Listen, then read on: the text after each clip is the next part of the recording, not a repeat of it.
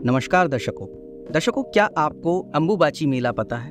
अगर आपको अंबुबाची मेला नहीं पता तो शायद आप मेरी पिछली वीडियो में देखिए कि अंबुबाची मेला क्या है और क्यों इसे एक उत्सव की तरह मनाया जाता है। जी हाँ, अंबुबाची मेला देवी कामाख्या के वार्षिक मासिक धर्म चक्र का उत्सव। ऐसा माना जाता है कि मंदिर की अधिष्ठात्री देवी कामाख्या माँ शक्ति इस समय अवधि के दौरान अपने वार्षिक मासिक धर्म चक्र से गुजरती। पौराणिक कथा के अनुसार माता सती ने अपने पिता राजा दक्ष की इच्छा के विरुद्ध भगवान शिव से विवाह किया था। जब राजा दक्ष ने यज्ञ किया तो उन्होंने माता सती और भगवान शिव शंकर को नहीं बुलाया, लेकिन देवी सती यज्ञ में पहुंच गई जहां राजा दक्ष ने उनका और उनके पति का अपमान किया। माता सती अपने पति का अपमान बर्दाश्त नहीं कर पाई और अपने देह को त्याग दिया। जब भगवान शिव को इस बात का पता चला तो वो माता सती के पार्थिव शरीर को लेकर भटकने लगे।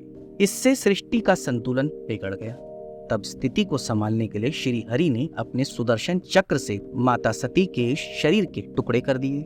माता सती के शरीर के 51 टुकड़े जहां जहां गिरे वहां शक्तिपीठ स्थापित हो गए। इन्हीं में से एक है कामाख्या देवी मंदिर, जहां माता सती के योनि का भाग गिरा था। हिंदू मान्यता है कि जो भी भक्त अपने जीवन में 3 बार माता कामाख्या मंदिर के दर्शन करता है उसे मोक्ष की प्राप्ति होती है।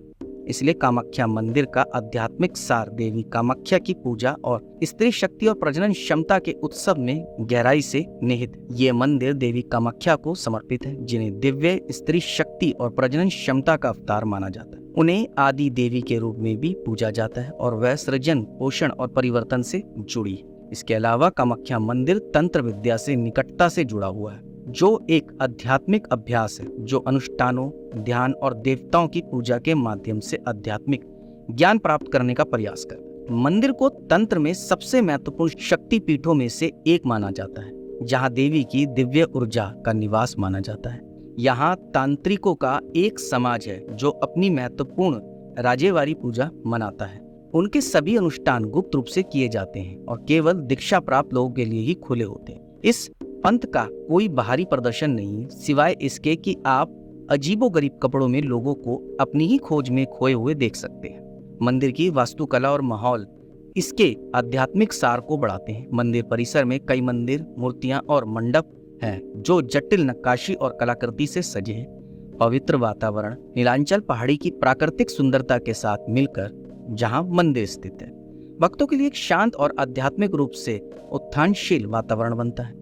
यह मंदिर पूरे भारत और विदेशों से भक्तों को आकर्षित करता है, जो आशीर्वाद लेने, अनुष्ठान करने और देवी कामाख्या की प्रार्थना करने आते हैं। भक्ति प्रथाओं में फूल, फल और अन्य पवित्र वस्तुएं चढ़ाना, साथ ही धार्मिक समारोह और आरती में भाग लेना शामिल है। कामाख्या मंदिर प्रजनन, संतानोत्पत्ति, वैवाहिक सद्भाव और समग्र कल्याण से संबंधित आशीर्वाद प्राप्त करने वाले भक्तों के लिए आध्यात्मिक महत्व रखता है। ऐसा माना जाता है कि देवी कामाख्या की पूजा करने से व्यक्तियों के भीतर दिव्य स्त्री ऊर्जा जागृत हो सकती और उन्हें आध्यात्मिक विकास, आत्म साक्षात्कार और आंतरिक परिवर्तन प्राप्त करने में मदद मिल सकती। इस मंदिर में कोई मूर्ति नहीं है, बल्कि मंदिर में एक योनि कुंड बनाया गया है जो हमेशा फूलों से ढका रहता है। इस मंदिर के कुंड की खासियत यह है कि इसमें से हमेशा पानी निकलता रहता है। इतना ही नहीं, मंदिर 3 खास दिनों पर बंद रहता है। 22 जून से 25 जून तक इस मंदिर में जाना प्रतिबंधित है। इस दौरान मंदिर के कपाट बंद रहते हैं। कहा जाता है कि इन 3 दिनों में ब्रह्मपुत्र नदी का पानी भी लाल हो जाता है। यह भी माना जाता है कि इन 3 दिनों में माता सती रजस्वला होती है, इसलिए 22 से 25 जून तक कोई भी पुरुष मंदिर में प्रवेश नहीं कर सकता। 26 जून को मंदिर के कपाट खोल दिए जाते हैं और भक्त मां कामाख्या के दर्शन करते हैं। परंपराओं और मान्यताओं के अनुसार माता सती के रजस्वला होने के 3 दिनों के दौरान माता सती के दरबार में एक सफेद कपड़ा रखा जाता है। 3 दिन बाद जब इस कपड़े को हटाया जाता है तो कहा जाता है कि ये पूरी तरह से लाल रंग का हो जाता है, जिसके बाद इस कपड़े को प्रसाद के रूप में भक्तों में बांट दिया जाता है। मंदिर के पास बहने वाली नदी के पानी के लाल होने का कोई प्रमाण नहीं, लेकिन कुछ लोगों का कहना है कि पुजारी पानी में सिंदूर और अन्य लाल पदार्थ मिलाते हैं।